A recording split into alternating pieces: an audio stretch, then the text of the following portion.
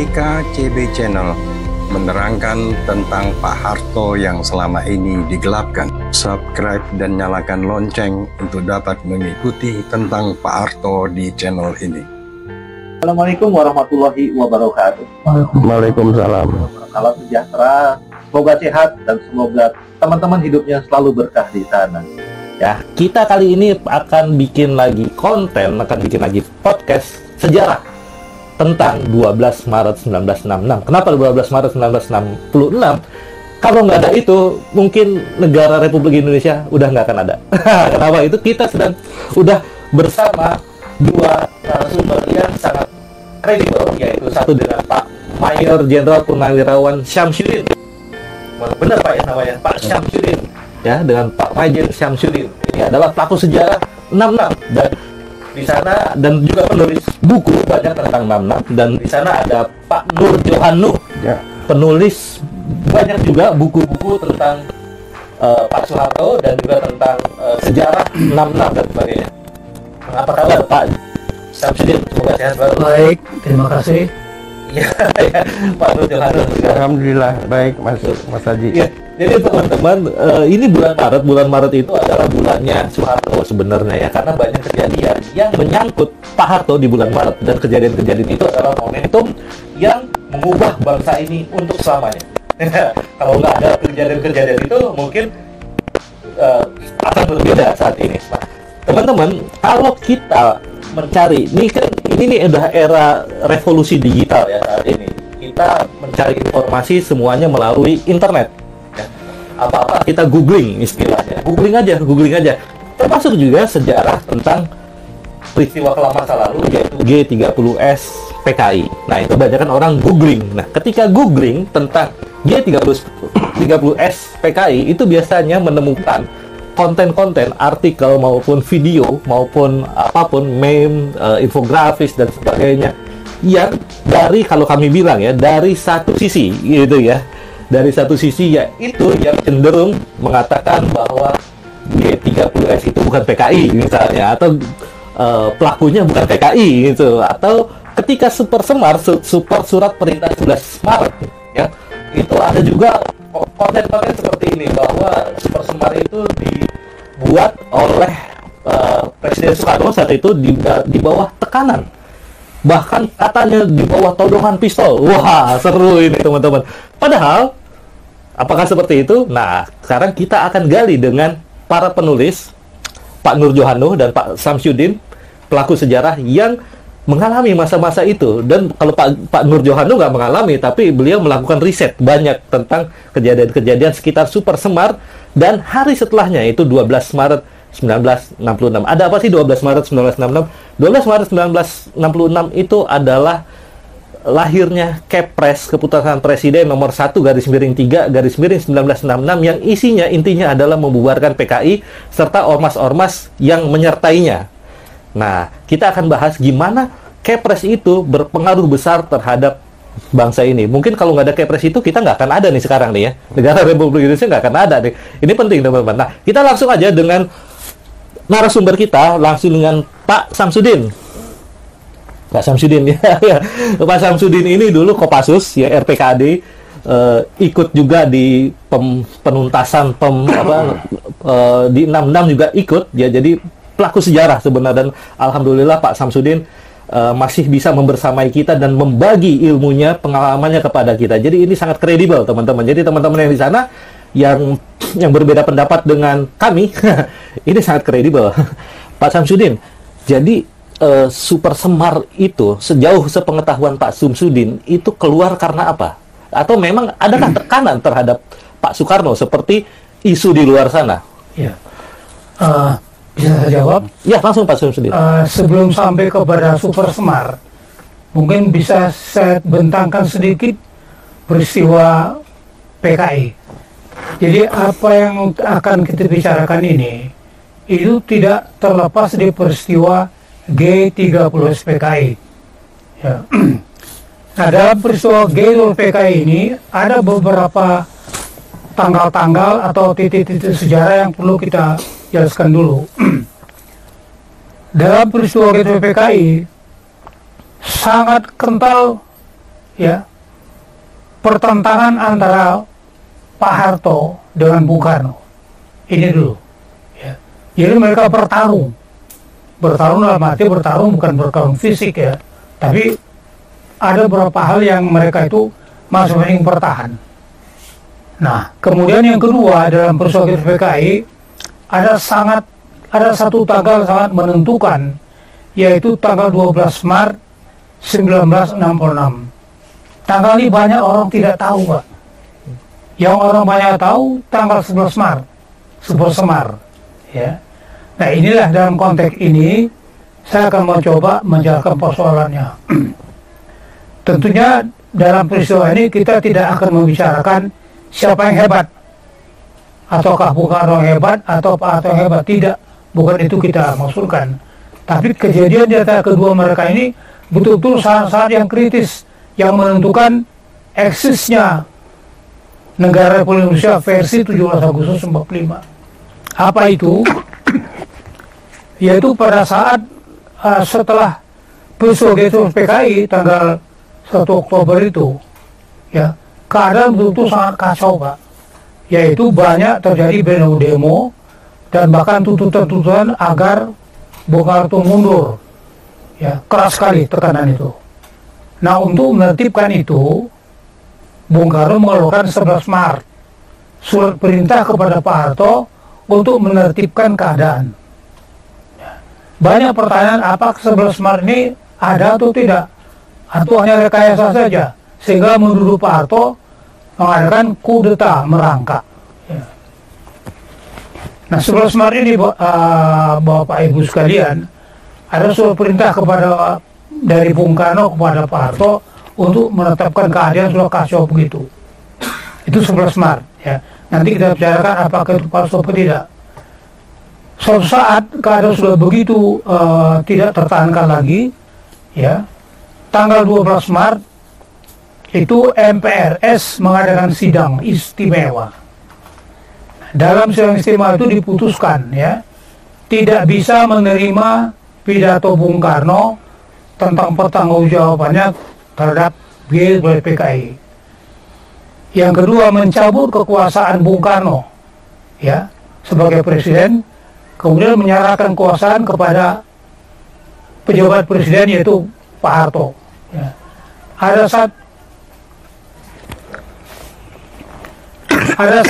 satu kejadian, yaitu satu pasal dari TAP MPR itu, ya, Pak Harto, Bung Karno diminta untuk diadili, dan mengadili diminta itu Pak Harto. Apa jawab Pak Harto? Ya, alangkah malunya, hinanya bangsa ini kalau sampai mengadili proklamatornya.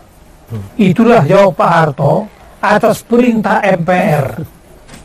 MPR mengatakan adil Soeharto, adil Bung Karno, itu kepada Pak Harto. Itu pasal 6 dari TAP MPR nomor 33 tahun 66 itu. Jadi Pak Harto tidak mau. Nah, pada tanggal 12, yaitu 11 Maret, itu surat perintah. Tanggal 12 Maret, ya, sebelumnya, waktu begitu peristiwa PKI agak reda, Pak Harto bilang kepada Bung Karno, Pak, saya akan membubarkan PKI. Apa jawab Bung Karno? Tidak bisa, Har. Tidak boleh. Perintah dari seorang panglima tertinggi kepada bawahannya Pak Harto. Itu adalah perintah. Sumpah prajurit mengatakan harus tunduk dan taat kepada perintah. Tapi apa yang dilakukan Pak Harto? Dibubarkannya PKI, Pak. Kenapa? Ya, sampai melanggar perintah panglima tertinggi begitu. Ya, kalau tidak dibubarkan, ya, itu pendukung Bung Karno yang dibentuk oleh Pak Bandrio waktu itu, kepala Badan Intelijen kita, dia membentuk Barisan Soekarno. Kemudian orang PKI yang tadinya sudah diam mau bangkit lagi. Bahkan di kesatuan, ada satu kesatuan TNI sudah mengatakan hitam kata Bung Karno, hitam kata kami, putih kepada kami. Jadi kita diambang perang saudara. Pak Harto mengambil keputusan bubarkan. Nah, itu marah sekali Bung Karno. Yang saya alami sendiri pada saat itu, ya, marahnya Bung Karno kepada Pak Harto berarti Angkatan Darat sudah berhadapan dengan Bung Karno. Apa yang saya alami pribadi, mohon maaf. Waktu itu saya mengikuti latihan di Batu Jajar untuk masuk di anggota Kopassus Merah. Jam 12 malam, kami dibangunkan, disuruh pakaian siap tempur, berangkat ke Jakarta. Dan diberitahu, kira-kira jarak Jakarta, mendekat ke Jakarta, kita Bogor, itu keadaan sudah tidak aman. Jadi kita bawa semua perlengkapan tempur, termasuk roket launcher untuk anti-tank. Kami ditembakkan di si jantung di sebelah barat sedikit. Apa yang terjadi waktu itu, yang saya lihat, Pak Soroedi, Komandan Kopassus waktu itu, mengumpulkan kami semua dari Satuan Kopassus. Dia mengatakan, ya, atas pembubaran PKI oleh Pak Harto itu, Bung Karno begitu marahnya, memerintahkan kepada 3 angkatan lain, ya, untuk mengatasi tanda kutip Angkatan Darat, terutama Kopassus dan Kostrat. Demi Allah, saya betul-betul diberitahu Pak Soroedi seperti itu. Saya tidak bohong. Yang terjadi waktu di komplek Kopassus, itu sudah siap tank-tank, bantuan tank untuk Kopassus, kiri kanan sekeliling sudah siap pesawat anti udara. Kemudian perbekalan kita di gudang sudah dibawa ke daerah Gunung Paramo, Bogor sana. Kalau kita keluar dari Kopassus, kita akan bergerak dari sana. Jadi sudah tegang sekali, Pak. Karena itu, ya, ancaman seperti itu terpaksa Pak Harto membubarkan PKI tadi. Dia bubarkan PKI. Marah sekali Bung Karno. Apakah Bung Karno itu tidak bisa mengatakan batalkan? Bisa juga. Tapi dia tahu juga kalau ini ditantang, ya, kalau Bung Karno tantang, ini pasti akan perang saudara, ya, kita akan pecah besar. Dan dia berkata kepada Ibu Supene, kalau akan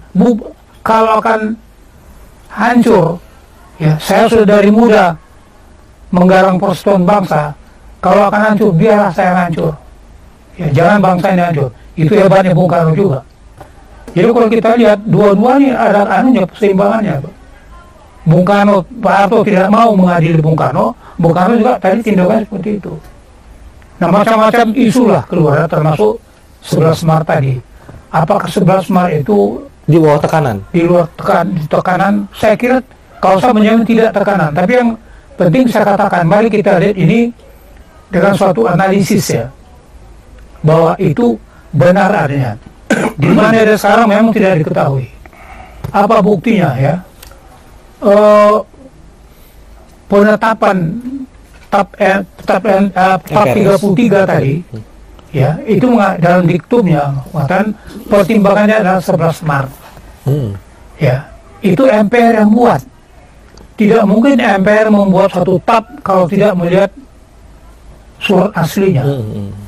Yang kedua, dalam satu pertemuan waktu itu ada Laksamana Sri Mulyo Herlambang di Angkatan Udara, ada pertemuan. Bung Karno memerintahkan membuat surat kepada Pak Harto agar membatalkan rencana itu dan dengan tetap kepada perintah 11 Maret. Begitu bunyi surat itu. Jadi dari kedua ini kita bisa buktikan, ya, bahwa 11 Maret itu bukan rekayasa. Itu ada, cuma hilang. Ya, memang kita buktikan secara logika saja. Tidak mungkin MPR membuat suatu keputusan MPR yang begitu pentingnya dan dia mencantumkan itu 11 Maret. Tidak mungkin tidak. Pasti dia lihat, ya. Yang kedua tim sudah Erlambang itu. Ini mengenai pada 11 Maret. Gitu. Oke. Ya, teman-teman, ini sebenarnya bisa dijelaskan bahwa surat Super Semar, surat perintah 11 Maret itu ada karena kemudian TAP MPRS nomor 33 itu berdasarkan surat itu. Dan tanggal 14 Maret 1966, setelah 12 Maret 1966 Pak Harto membubarkan PKI melalui Kepres 13/1966, itu Pak Soekarno marah, Pak, ya. Kata kalau marah besar justru, ya, dan mengatakan kembalilah pada spirit 11 Maret. Nah, artinya kan 11 Maret memang ada gitu, ya. Jadi kalau dikatakan 11 Maret itu nggak ada, itu hoax. Nah, itu. Sekarang kita akan ke penulis buku, banyak buku tentang tentang sejarah ini dengan Pak Nur Johano ya, yang punya cerita lebih menarik tentang bagaimana surat perintah 11 Maret dibuat tepatnya ya, diketik pastinya itu kan, nggak ditulis tangan. Silakan Pak. Ya, terima kasih Mas Haji. Sebelumnya saya pada tahun 66 tuh udah kelas 2 SMP. Oh, jadi mengalami juga sebenarnya. Saya merasakan nuansanya. Oke, kenapa sampai PKI dibubarkan? Saya mulai dari pada waktu kita menghadapi Belanda yang ingin menjajah Indonesia kembali, menghadapi agresi militer Belanda tahun 48, PKI mengadakan pemberontakan. Ikut dibunuh Gubernur Suryo. Gubernur Suryo itu dibunuhnya diseret pakai mobil, Pak. Jauh lebih 10 km. Dr. Mawardi yang sekarang nama jalan top di Grogol. Itu terjadi 19 September tahun 48. Sebulan kemudian Belanda melakukan agresi militer 19 Desember. Sehingga tidak ada keputusan politik dan keputusan hukum atas kudetanya PKI itu. Terus partai ini berkembang sampai tanggal 1 Oktober. Letkol Untung mengatasnamakan Dewan Revolusi Indonesia, mendemisioner kabinet Dwi Kora, berarti mencapakan Bung Karno, menjadikan Dewan Revolusi sebagai sumber hukum. Tanggal 1 pula dia culik 6 jenderal angkatan darat dan 1 perwira pertama dibuang lubang buaya.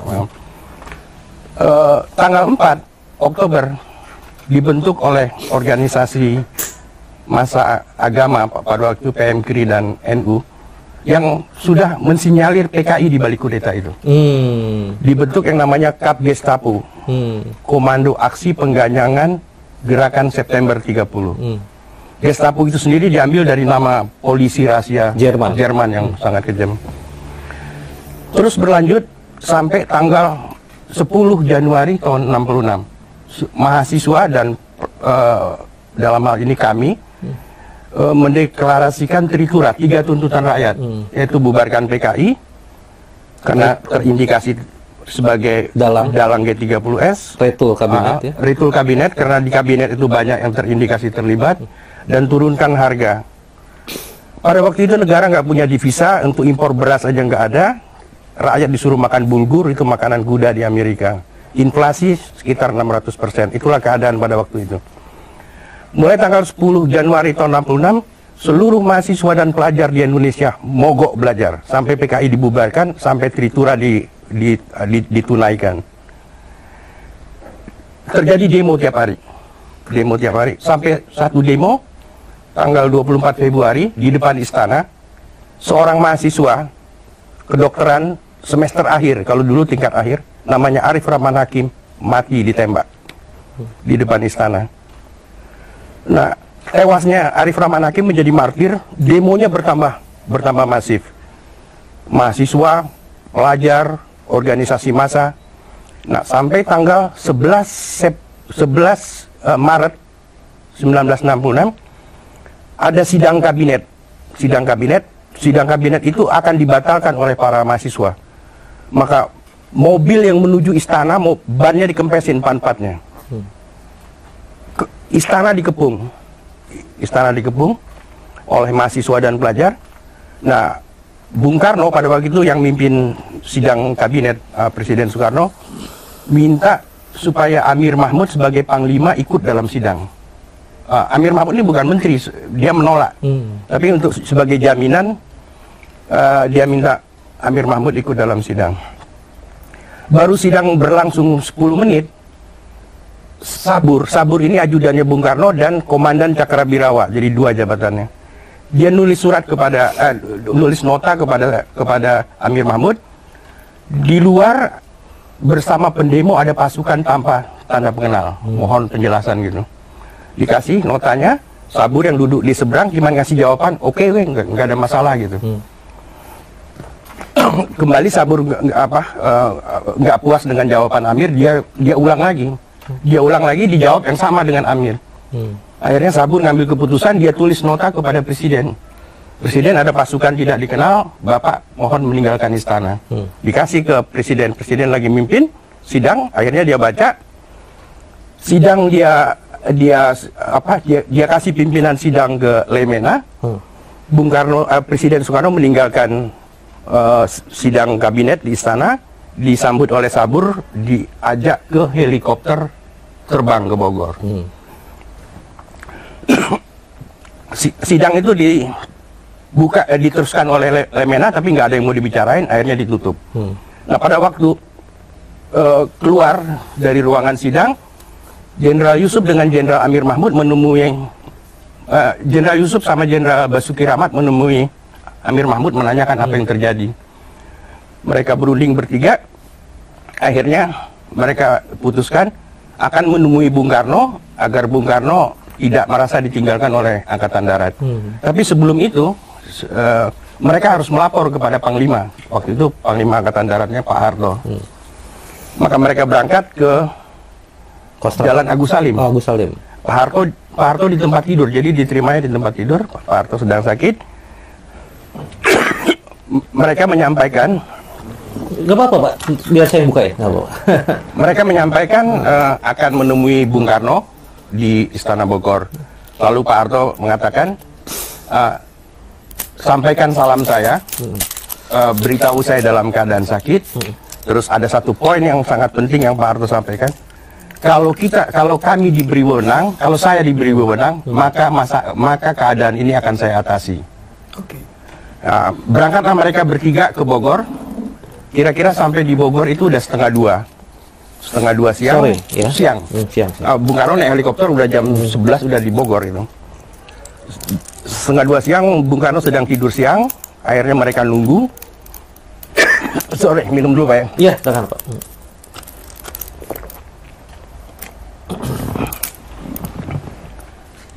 Sampai jam 3 Soekarno baru menemui mereka. Jadi mereka nunggu sekitar 1,5 jam. Nah, begitu ketemu Bung Karno langsung marah kepada ketiganya. Ngapain kalian kemari? Apa yang terjadi gitu kan? Terutama Amir Mahmud sebagai Panglima Kodam.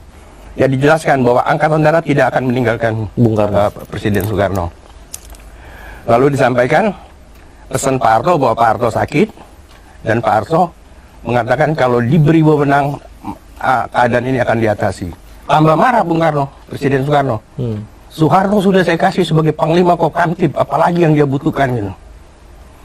Nah, biasanya kata Pak Yusuf dalam bukunya, kalau Bung Karno udah marah, tidak ada jenderal atau menteri yang berani ngejawab. Tapi pada waktu itu karena keadaan sudah sangat kritis, Pak Basuki Rahmat menjawab, Pak, ini dimensinya bukan masalah keamanan dan ketertiban, tapi udah masalah politik, ekonomi yang berkaitan dengan berbagai institusi gitu. Perdebatannya cukup panjang, akhirnya Bung Karno mau nerima. Oke, kalau gitu saya akan bikin surat untuk surat kepada Pak Harto, kamu bikin draftnya. Mereka bikin draftnya, itu udah jam 4 tuh Pak ya, bikin draft. Nah setelah draftnya jadi, dibaca sama Bung Karno, ada beberapa yang dicoret, dan Bung Karno memanggil 3 wakil Perdana Menteri yang ada di dalam. Ketiga Perdana Menteri ikut membenari redaksional dan kalimat-kalimatnya gitu. Akhirnya sudah menjelang maghrib, diskors, itu udah jam 5:30. Diskors, kembali diadakan rapat lagi setelah sholat maghrib. Draftnya sudah dirubah, dikasih lagi sama Bung Karno. Bung Karno baca, dia setuju, terus ditanya kepada 3 jenderal itu, gimana? Setuju? Akhirnya 3 jenderal itu memang yang membuat draft seperti itu. Ditanya kepada Lemena, wakil Perdana Menteri 2, Lemena mengatakan itu terserah Bapak. Terus ditanya kepada Subandrio, Subandrio bilang kalau bisa perintahnya lisan aja, jangan tertulis. Pak Bandrio Perdana Menteri? Satu. Dia number 1, orang keduanya. Iya. Terus Perdana Menteri 3 Hairul Saleh begitu ditanya, kalau bisa sebelum Bapak tanda tangani, Bapak sholat istiqoroh. Istiqoroh. Dan itu Bung Karno sholat istiqoroh. Wah, ini penting nih. Nah, jadi dari habis maghrib, kalau menurut buku Pak Yusuf ini saksi sejarah, jadi dia nulis sebagai narasumber primer. Surat itu ditandatangani sekitar jam 8:30 malam. Mereka ditawari makan oleh Bung Karno, tapi benar-benar surat ini harus segera disampaikan. Akhirnya mereka kembali ke Jakarta. Sampai di Jakarta langsung ke rumah Pak Harto, dilaporkan. Pak Harto baca surat itu, langsung Pak Harto bilang, adakan rapat di Kostrad, kumpulkan semua. Rapat di Kostrad, Basuki Rahmat disuruh oleh Pak Harto menceritakan kronologis sampai surat ini keluar. Setelah itu Geli Makoti dan Wakil Auditor Angkatan Darat, waktu itu Letnan Kolonel itu Geli Makoti, Brigjen Sucipto dengan Letkol Sudarmono, waktu itu Wakil Auditor Angkatan Darat. Setelah membaca surat itu pada konsideran dapat melakukan tindakan apapun demi tercapainya stabilitas keamanan. Dalam konsideran ini, dia mengatakan, Bapak bisa membubarkan PKI atas nama Presiden dengan konsideran ini. Akhirnya, draftnya dibikin oleh Pak Darmono, draft itu diketik oleh Pak Murdiono yang akhirnya jadi Menseknek sangat lama. Terus, tanggal 12, PKI dibubarkan dengan keputusan Presiden nomor 1/3. Oke. Jadi yang diketik Pak Murdiono itu Kepres itu ya? Kepres 1/3 1966 yang jadi topik kita kali ini. Ya. Okay. Dan PKI dibubarkan, Kepres yang ditandatangani oleh Pak Harto itu tidak ada yang permasalahkan, termasuk Bung Karno. Nggak ditandatangani kalau nggak salah? Nggak ditandatangani kan sebenarnya? Ditandatangani. Oke. Ditandatangani. Itu tidak ada masalah. Logikanya begini, kalau Bung Karno berkeberatan dengan Kepres itu, Bung Karno itu kalau sekarang ini semudah Jokowi memecat Dudung. Begitulah mudahnya Bung Karno memecat Pak Harto.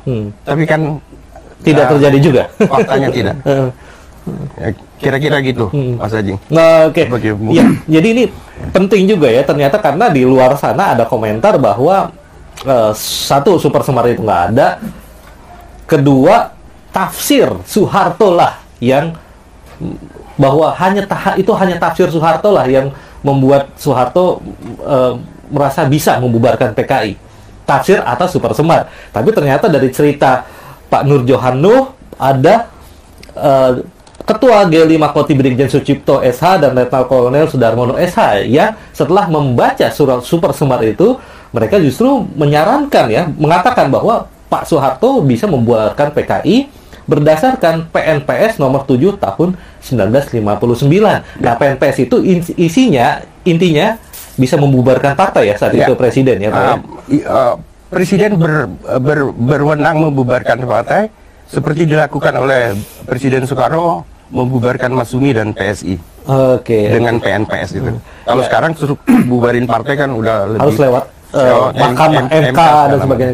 Jadi di masa itu kita bisa bilang Pak ya, ini langsung pertanyaan ke Bapak berdua nih ya, bahwa apa-apa yang dilakukan oleh Pak Soeharto saat itu legal, sesuai dengan konstitusi ya, sesuai dengan hukum yang berlaku saat itu. Sebenarnya Super Semarnya, termasuk Kepresnya. Nah, sekarang ada perdebatan, Super Semar itu apa sih? Surat perintah.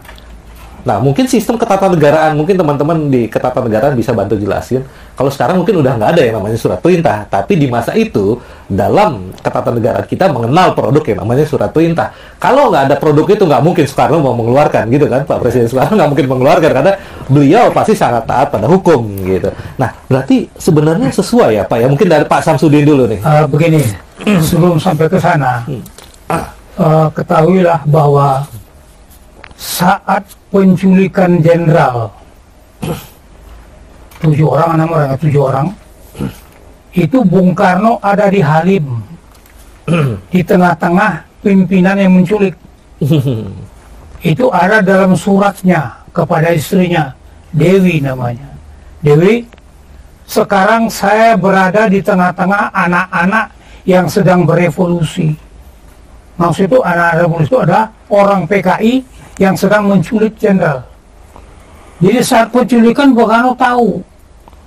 Bahkan pada saat satu jenderal Suparjo ada di situ, yaitu orang PKI yang memimpin penculikan itu, Brigjen. Ya, Brigjen Suparjo menceritakan, sudah Pak sedang dilaksanakan. Dia tepuk Jenderal Suparjo, mohon maaf, kamu melakukan pekerjaan yang benar. Itu Bung Karno. Wow. Ya. Tapi waktu Suparjo melaporkan kepada Bung Karno, diculik Pak, tapi Pak Ahmad Yani meninggal. Dia suruh berhenti langsung. Bung Karno langsung berhentikan itu gerakan. Jadi dia ada di situ, tahu penculikan terjadi, ya, sedang berlangsung. Bukti dari suratnya tadi itu. Dan surat itu dalam pengadilan ada mahmilub. Itu satu hal. Ya. Yang kedua, mungkin sedikit ada perbedaan ya tentang pembubaran PKI oleh Pak Harto dengan Kepres. surat keputusan Presiden nomor 1 garis miring nomor 1/3 tahun 66 tanggal 12 Maret itu Bung Karno tidak tahu. Pak Harto buat tanda kutip ya, dia tahu Pak Harto dapat dari mana. Dia tulis surat itu di atas surat yang ada kop kepresidenan. Presiden Republik Indonesia Panglima tertinggi kan. Itu surat yang boleh membuat itu hanya Bung Karno, tidak boleh Pak Harto. Ya, dia buat pembubaran PKI. Di bawah dia buat atas nama beliau tertanda Soeharto. Kalau dari segi hukum ini batal. Tapi itu saya katakan tadi, kalau Pak Harto tidak mengambil tindakan itu, mudaratnya akan jauh lebih besar Pak. Yang seperti saya katakan, kita akan bersimbah darah. Nah, kembali kepada kokpit itu tadi saya katakan. Di kokpit, pada awal kokpit, kita boleh meninggalkan sholat Jumat. Itulah perbandingnya kira-kira Pak. Nah, ini memang perlu diluruskan lagi ya. Jadi, sehingga Pak Harto terpaksa, bukan terpaksa, dia sadar. Ya, termasuk menangkapi atau mengamankan orang-orang PKI yang ada di kabinet. Ini semua kewenangan Pak Harto, kewenangan Bung Karno, Presiden. Tidak bisa delegasi kepada siapa. Pembubaran PKI, penangkapan orang PKI yang ada di kabinet, itu kewenangan Bung Karno. Waktu dia ditanya, Pak Harto bilang, ini saya ambil tindakan, saya ambil kewenangan ini. Artinya saya tanggung jawab. Jadi memang kalau ditinjau dari segi hukum Pak, ini kan keliru Pak, apalagi sebuah prajurit. Pak Harto melanggar dia. Melanggar semua prajurit. Taat dan tunduk kepada perintah atasan. Pak Karno ya? Pak Soekarno atasannya, panglimanya kan Presiden Soekarno. Bung Karno kan panglima tertinggi. Bintang 4 Pak. Pak Harto baru bintang 2. Iya. Ya, Pak Harto bilang jangan bubarkan PKI. Bung Karno bilang jangan PKI. Tapi Pak Harto bubarkan. Karena ini tadi. Kalau tidak ya ini. Resikonya besar. Nah, itu kayak ini kalau kita lihat dari segi leadership dan manajerial, ini hebat, ya kan? Pak Soeharto maksudnya? Pak Harto, iya. Okay. Ya kan? Siapa yang berani waktu menantang perintah Bung Karno? Bahwa udah bilang tadi kan? Kalau Bung Karno bilang tidak ada yang berani ngomong lagi. Oke. Tapi dikatakan tadi dalam judulnya tuh, say no to Bung Karno. Ya, artinya Pak Harto saat itu mengambil momentum untuk membubarkan PKI yang merupakan tuntutan sebenarnya. Tadi kan kita disebutkan oleh Pak Nur Johanu ada tritura, salah nomor satunya adalah pembubaran PKI. Gimana kalau ceritanya Kepres itu nggak keluar dan PKI tetap ada, mungkin nggak bubar-bubar sampai sekarang teman-teman, dan presidennya mungkin bukan yang sekarang ya.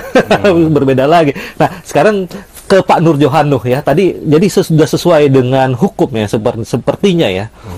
Ya Pak ya. Iya, itu urutannya. Yang menafsirkan kewenangan Pak Harto atas nama presiden kan Pak Cipto. Oh, Pak Cipto. Justru bukan Pak Harto ya. Pak Harto. Nah, ini menarik. Pak Harto kan menyerahkan kepada dan dia yang mengatakan juga Pak Darmono.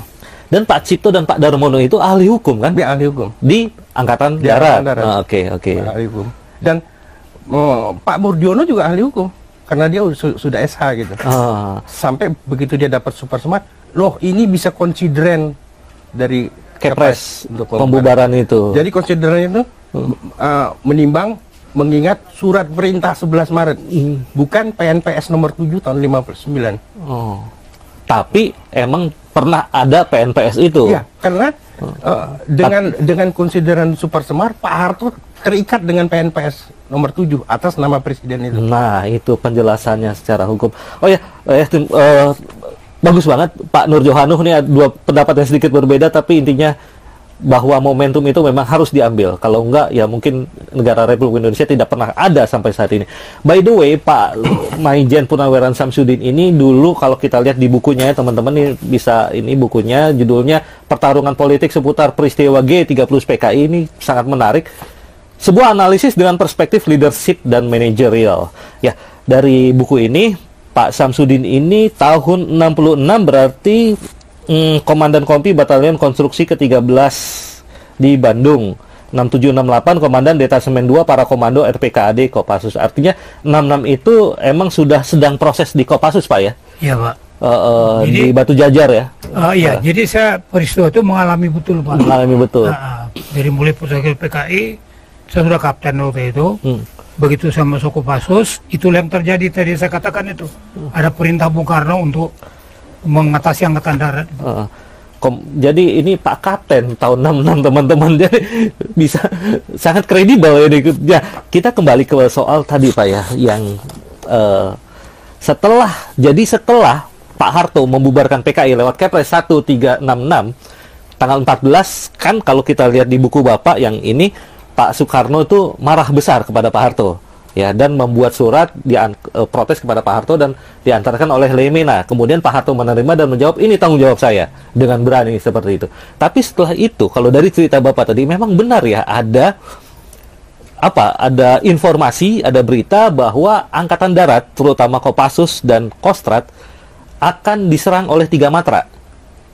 Ya. Itu informasi dari mana, Pak? Bapak saat itu kapten kan? Iya. Kan saya katakan tadi, saya waktu itu masih latihan di Batu Jajar, Pak. Ya. Malam-malam kami dikumpulkan. Ya, pelajar ini berapa 120 orang berangkat ke Cijantung, Jakarta dengan pakaian tempur, Pak. Ya, siap perang gitu lah ya. Nah, di Batu Jajar pagi-pagi Pak Sarwo ID Komandan Kopassus itu mengumpulkan kami, Pak. Dia beritahu ada perintah dari Bung Karno kepada ketiga angkatan lain itu untuk mengatasi Angkatan Darat. Benar, ya kan? Di Cijantung sudah siap, ada 1 kompi tank. Ya, 1 kompi tank dan anti-aircraft gun. Di pinggir-pinggir lapangan Kabupaten Cijantung sudah dipasangi anti-pesawat terbang. Perbakalan kami dibakar Bogor, Pak. Kalau siap-siap, kalau gerilya. Siap-siap. Pagi-pagi Pak Sarro kumpulkan kami di Cijantung. Ya, Cijantung. Oke. Dia ceritakan itu. Terpaksa pelajar kami bawa dulu ke mari. Ya, kenapa? Ada perintah seperti yang katakan tadi itu. Waduh, ini... Kemudian cerita ini tahun 67 saya masuk pendidikan di Bandung. Saya dengar lagi dari di Sesko. Ya. Di Sesko AD. Bukan, di pusat infanteri, Pak. Pusenik, ya. Oke. Gurunya bercerita, guru sejarah persis seperti itu. Kemudian hilang, tidak ada lagi cerita itu, Pak. Setelah 67 cerita itu nggak ada lagi? Hilang lagi. Ini kira-kira yang apa yang dikatakan falsafah Jawa itu, mukul dhuwur minum jero itulah. Mikul dhuwur mendem ya, jero. Udah deh, lupakan. Ingat yang baik-baik saja. Iya. Itu kira-kira. Tapi saat itu teman-teman Bapak seangkatan ya, tentara-tentara Kopassus itu pasti mendengar juga perintah itu ya, berita itu. Semua kami, Pak. Kami semua sudah meninggal kami kira, Pak. Oh iya. Pak Edi Sudrajat waktu itu ada di situ, ya kan? Lalu Pak Basofi ada di situ. Gini Pak ya, bayangkan kalau memang terjadi penyerangan, pengatasan, Bapak menggunakan eufemisme mengatasi, padahal sebenarnya mungkin beritanya bukan mengatasi. Tanda kutip. Tanda kutip. Kalau benar terjadi pengatasan, Angkatan Darat, Kopassus dan Kostrat misalnya diatasi oleh 3 matra selain Angkatan Darat itu perang saudara, Pak ya? Saya bisa membayangkan, Pak ya, apa yang terjadi. Pertama, negara Republik Indonesia versi 17 Agustus hilang, Pak. Hilang. Ya, mungkin akan terjadi negara Sumatera, negara Batak. Oke. Kita tersekat-sekat dengan macam-macam ideologi atau agama kita. Ya. Itu yang pertama. Yang kedua, kalau udah hilang tentu Pancasila, Undang-Undang 45, Persatuan Bangsa, NKRI tentu hilang, Pak. Siap. Itu kan dasar negara. Dan kita akan bersimbah darah. Betul. Karena begini, Pak, maaf ya.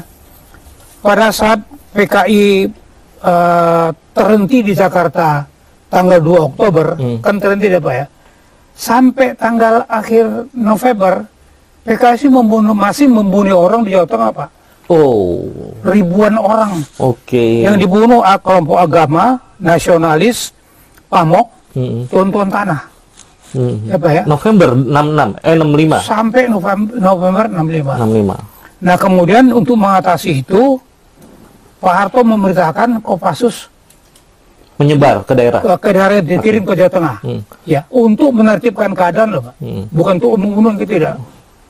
Tapi karena rakyat yang tadi dibantai oleh PKI mengira Kopassus bantuan, mereka yang membantai PKI ya. Sampai 500.000 korbannya, Pak. Ya, itu. Ya, sebentar, Pak. Nah, karena keadaan sudah kelihatan menguntung mereka, Bung Karno sudah, bahkan Bung Karno, ya, setelah PKI berhenti bulan Oktober, ya, 5 bulan kemudian dia belum membubarkan PKI. Belum membubarkan PKI. Oh, okay. Kan dituntut Bung Karno sebelum membubarkan PKI. Teritorial seperti yang dikatakan tadi kan. Tapi Bung Karno tidak mau. Bahkan dia berpidato, ya, pada memperingati Dasawarsa Trikora. Dia bilang begini, ya, gas stoknya boleh kita hantam, tapi PKI tidak bisa. Gas stok itu masuk ke PKI. Gerakan jadi Bung Karno memisahkan gitu PKI itu dari gas dari G30S dari PKI. Itu satu hari Ibu dia juga ngomong, Pak. Yang paling berjasa dalam perjuangannya adalah PKI. Waduh. Coba. Padahal itu sudah 5 bulan. Udah 5 bulan. Kan makin keras kan. Nah, di sementara itu siap ini pendukung Bung Karno, orang-orang PKI. Kalau itu terjadi, Pak, mereka pasti membalas lebih hebat lagi. Ya, kita sudahlah, ya, bersimbah darah. Mungkin lebih parah dari killing field yang ada di Tiananmen. Di Kamboja, Pak. Oh iya, ya kan? Iya. Itu dah risikonya. Tapi betul-betul waktu itu Pak Harto dia harus menolak perintah Bung Karno. Kalau kata kutip, mohon maaf ya, dengan surat itu, Pak. Kepres 1366 maksudnya. Itu kertas hanya bukan yang boleh buat. Kopnya situ ada kok. Iya. Atas nama beliau tertanda Soeharto. Apa ini, Pak? Anak-anak hukum coba tak jawabnya. Legal nggak tuh ya? Legal sekali. Ilegal. Iya. Tapi itu resiko kan. Oke, kita kembali ke soal Pak Soekarno marah dan berita dari Pak Samsudin bahwa ada semacam perintah dari Pak Soekarno untuk mengatasi Angkatan Darat yang harus dilakukan oleh 3 matra ya. Bayangkan teman-teman, dan itu nggak kejadian. Kalau kejadian mungkin udah berbeda sekarang. Ini nggak kejadian. Bayangkan kalau Pak Soekarno memerintahkan kejadian itu beneran. Nah, kita nggak tahu. Nah, artinya di sini kita bisa lihat nih Pak Nur Johanno ya. Pak Nur Johanno setelah mendengar cerita ini, Bapak menilai kalau Pak Soekarno Pak Soekarno nggak memerintahkan akhirnya, tidak mengatakan dalam tanda kutip serang gitu, enggak kan gitu. Nah, Pak Soekarno melihat nggak disitulah wisdom dari seorang Soekarno. Ya, maaf. Iya, itu wisdom dari Bung Karno. Kekacauan itu sudah diceritakan oleh Pak Samsudin, pelaku sejarah. Ini kacau, potensi untuk pecah tuh sangat luar biasa. Tapi kita bisa keluar dengan selamat. Siapa yang mimpin? Pak Harto. Itu yang orang nggak pernah hitung.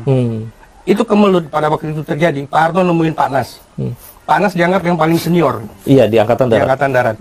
Lalu dipanggillah seluruh Panglima Angkatan Laut, Angkatan Udara, dan Kepolisian. Padahal Pak Nas sudah nggak punya kewenangan komando. Tapi Pak Harto sebagai Panglima Angkatan Darat, kalau dia manggil koleganya nggak pas gitu. Maka dia minta sama Pak Nas. Maka Pak Nas yang menjelaskan itu semua. Pak Nas menjelaskan, dipanggil semuanya ke rumah Pak Nas, dijelaskan. Ya akhirnya semua bisa clear. Itu setelah Maret itu ya pasti? Setelah keluar Super Semar itu kan gejolaknya luar biasa. Setelah 12 Maret itu, Pak. Oh, setelah 12 Maret ya. Itu gejolaknya luar biasa, ya. Pak. Artinya inilah kenegarawanan ya Iya. dari para tokoh-tokoh itu, termasuk Pak Soekarno pastinya situ ya. Ya. Kalau Bung Karno nggak setuju dengan yang dilakukan oleh Pak Harto membubarkan PKI, Pasti udah pecat aja besoknya dia. dipecat atau tadi memerintahkan 3 angkatan itu Iya. mengatasi angkatan darat Ah. gitu kan. Dia punya jenderal yang kesayangan dia, Ibrahim Haji.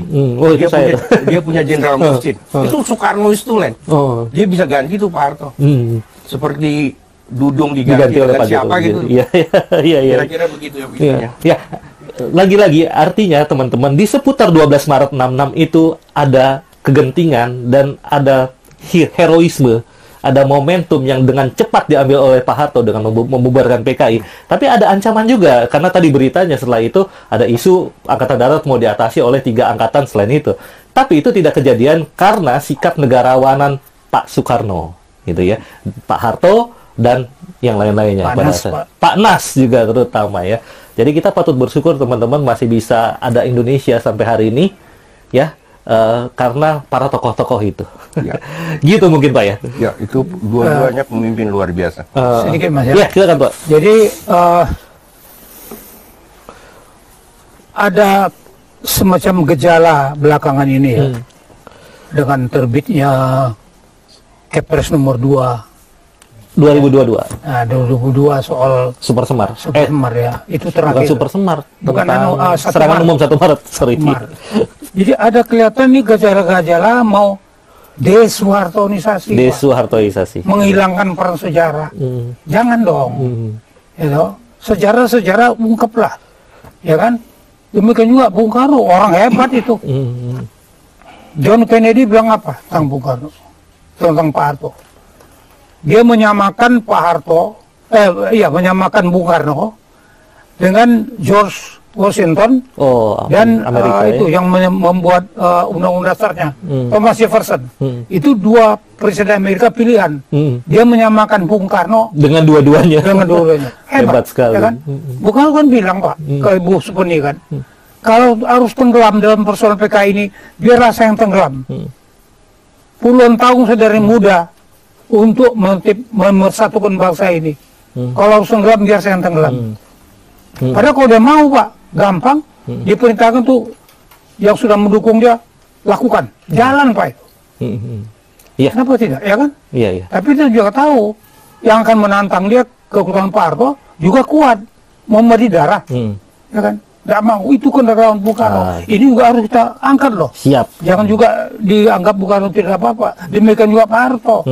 Ya, ada gejala desuhartonisasi ini kurang sehat. Iya, kurang sehat, ya ya. kan? Udah ungkap apa yang benar. Ya, mungkin Sedikit-sedikit, Mas. Ya, iya kan Pak. Jadi ini seru nih. saya Kita tidak banyak emosi, banyak Pak. waktu, Pak. Tenang aja. Saya mengalami, Pak. Iya. Ini Seperti ya, 1 Maret, ya kan? Itu kan ada keputusan, ya kan? Ada Kepres. Sama sekali tidak menyebut Bung Karno sih, Pak Harto sih, Pak Harto itu. ya kan? Kepres 1 Yang 2 ditampilkan yang tidak ikut sama sekali gitu. Itu kan Ya. kurang sehat, Mas, ya kan? Jadi ini kelihatan. Mari kita luruskan sejarah ini. Ya, 2 pemimpin bangsa kita ini betul-betul sudahlah tidak ada tinggalnya sampai sekarang. Iya. Ya, mungkin ini di segmen ini adalah bagian terakhirnya teman-teman ya. Jadi kalau kita lihat tadi Pak Samsudin menyinggung soal Kepres 2 2022 tentang serangan umum 1 Maret yang justru dalam tanda kutip menghilangkan nama Soeharto dan menonjolkan nama Soekarno. Kemudian tadi ada juga cerita soal bagaimana 12 Maret dan setelah-setelahnya di mana peran Soeharto dan Soekarno sebagai seorang para negarawan itu menyelamatkan negeri kita saat ini. Jadi sebenarnya ya Pak Nur Johanuh ya, kalau saya membaca kayaknya ada kesan mengadu domba nih antara pro Soeharto dan pro Soekarno nih di hari-hari ini. Oh ya, pertama mungkin yang harus saya klarifikasi ya, Pak Harto tidak pernah melakukan desoekarnoisasi. Nah, itu penting. Bandara Soekarno-Hatta tuh bisa dibikin bandara di Ponorogo atau bandara Pattimura. Terus gedung tempat proklamasi yang sekarang gedung Pola sekarang jadi Tugu Proklamasi itu dibongkar tahun 60 oleh Presiden Soekarno dibikin gedung Pola. Nah, oleh Pak Harto diperintahkan cari fondasi gedung itu. Cari fondasi gedung itu supaya kalau baca proklamasi 17 Agustus tepat di titik Bung Karno membacakan proklamasi. Ternyata fondasinya sudah jadi gedung 4 tingkat, nggak mungkin dibongkar. Akhirnya dibikin 2 patung proklamasi Soekarno-Hatta. Dan kemudian Soekarno dan Bung Hatta dan Bung Karno diberikan predikat kepahlawanan tertinggi, pahlawan proklamator. Hanya mereka berdua yang apa, marifat paling tinggi lah kepahlawanan. Tidak bersama pahlawan nasional yang jumlahnya sekarang 164. Tapi zaman SBY dibikin dia pahlawan nasional, akhirnya dia hanya bergabung dengan 164 pahlawan yang predikat pahlawan nasional. Jadi kalau dikatakan bahwa Pak Harto melakukan desoekarnoisasi, sangat tidak gitu ya. Dan ciri dari Pak Harto, dia menempatkan 2 proklamator itu selalu berdua, Soekarno-Hatta. Nah, yang terjadi sekarang, seluruh patung Soekarno, Bung Hattanya dilupakan. Kira-kira itu. Iya, jadi pembelokan sejarah ini justru ditakutkan berimbas buruk ya, teman-teman. Jadi sebenarnya ya sampailah gitu ya. Imbauan terakhir gini lah ya. Mari kita berrekonsiliasi deh. To forget, sebenarnya kita berrekonsiliasi, ya persatukan kembali bangsa ini. Oke, gitu teman-teman. Kita ini udah lumayan cukup panjang nih. Terima kasih. Di sini juga ada teman-teman mahasiswa. Semoga mendapatkan ilmu barunya. Tapi ini belum selesai, Mas Hanan. Tenang aja. Ini kameramennya namanya Mas Hanan. Orangnya ganteng, teman-teman. Nah, ini segmen 1. Kita akan lanjut yang setelah yang satu ini. YKCB Channel menerangkan tentang Pak Harto yang selama ini digelapkan. Subscribe dan nyalakan lonceng untuk dapat mengikuti tentang Pak Harto di channel ini.